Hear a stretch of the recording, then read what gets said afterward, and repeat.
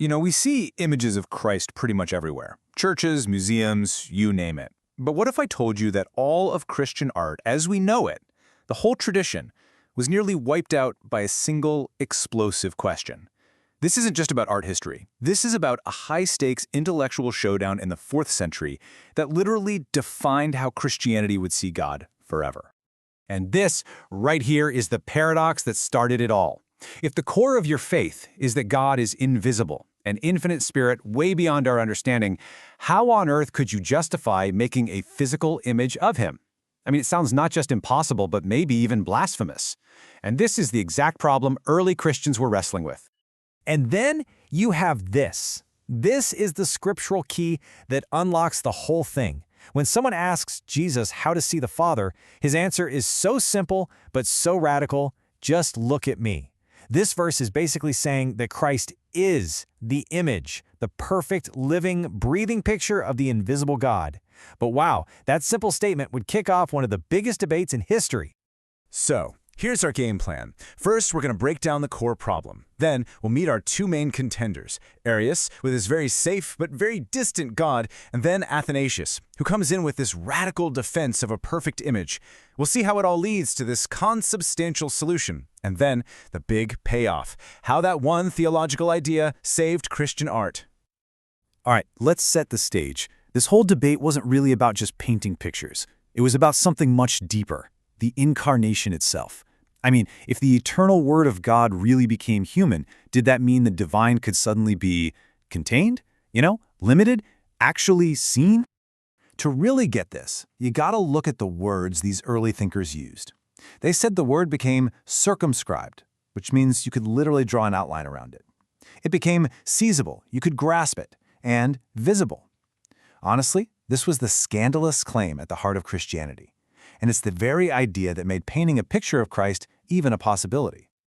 So, enter our first major player, Arius, a priest from Alexandria. He's looking at all this and he sees a huge danger to the idea of God being totally unique. So he comes up with a solution that seems really logical and clean, but, as we'll see, it would have had absolutely devastating consequences. To understand Arius, you have to get this one word: monad. For him, God is a perfect, solitary oneness. He's eternally alone, has no equal, and is totally different from everything else that exists. This was his starting point, and his entire argument flows from this single idea. And if you follow that logic, you get to a pretty stark conclusion. If God is an absolute monad, then the Son can't be eternal like the Father. Arius argued the Son had to have been created, that there was a time he was not. This makes the Son fundamentally different, made of a lesser, inferior stuff. So Christ can only be a dissimilar and imperfect image of God, more like a blurry reflection than a true revelation. In this view, the Father stays locked away, totally distant and unknowable to us. Okay, now for the counterpunch. Athanasius, who is also from Alexandria, steps up to defend the traditional faith. He sees that Arius's logic, even though it sounded neat, actually rips the heart out of Christianity. And to beat it, he had to argue for something that felt like a paradox but was way more profound. This is the brilliant move in Athanasius' argument. He says, look, Father isn't just some title God picked up when he created the Son. No, God's very being, his essence, is to be a Father.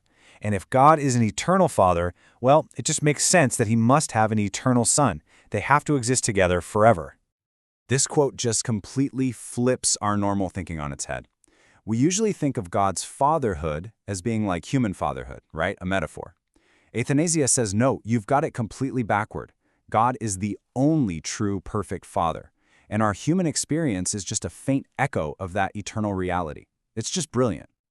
So you've got these two totally different ways of seeing God. They couldn't both be right. The conflict was brewing, and it finally came to a head at the First Council of Nicaea in 325. This was a massive meeting of bishops from all over the Roman Empire, and they were there to settle this thing once and for all. So here's the showdown in a nutshell. For Arius, Jesus is a dissimilar image. He's a created being, different from God, so he can never truly show us who the Father is. He's a distorted echo at best. But for Athanasius, Jesus is the perfect image. He's co-eternal with the Father, they have the exact same divine nature, and because of that, he can perfectly reveal him to us. The entire massive debate came down to one single Greek word, homoousios. It means of the same substance, or consubstantial. This was Athanasius's view, and it's the one that won. It declared that the Son isn't just like the Father. He is what the Father is. They share one single indivisible substance of God. Now, to explain this pretty tricky concept, Athanasius used a killer analogy that everyone at the time would have immediately gotten. He said, think about a portrait of the emperor. The emperor's form, his likeness, exists in his physical body, right? Well, a perfect icon captures that exact same form. So to see the icon is to see the emperor. And if you honor the icon, you're really honoring the emperor himself. The picture and the person are different, but they share the same form, the same honor. And that's how he explained the Son and the Father. So, Athanasius won the day. The Council of Nicaea went with his idea of a consubstantial, perfect image. But the ripple effects of this decision went way beyond theology books. It fundamentally reshaped the entire world of art and worship. And this brings us to the whole point. If Christ, the Son, is homoousios, of the very same divine stuff as the invisible Father, then he is the perfect and true image of God. So painting an icon of Christ isn't just okay, it becomes a profound act of faith.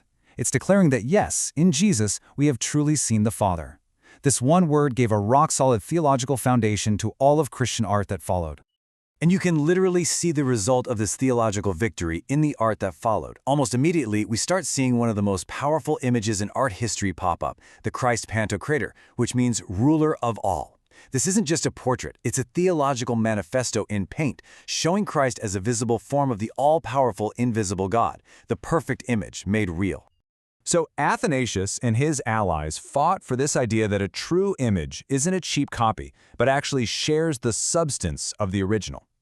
But think about it. Today, we live in a world of endless digital copies, memes and deepfakes, where images are copied and changed and stripped of their meaning in a split second. It really makes you wonder, doesn't it? In an age of infinite, imperfect copies, what does it even mean for an image to be true?